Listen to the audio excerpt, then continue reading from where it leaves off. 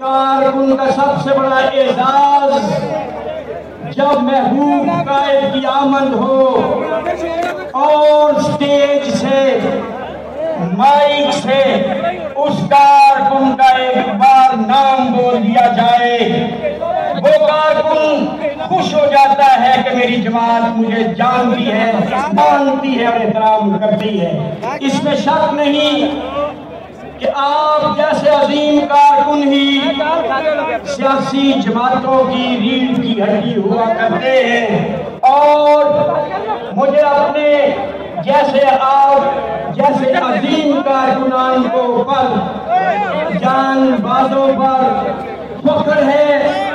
आप हमारे माथे का झूमर है। शेख फयाज साहब की नजरें भी बड़ी परेशानी से मियां नबीद मुश्ताक के चेहरे को देख रही है। मंजूर कादर खिची हो, डॉक्टर फजल हो, मलक अफजान हो, ये वो नगीने हैं जो साहिबाग में सड़कों पर फिरते हैं और आपसे रोज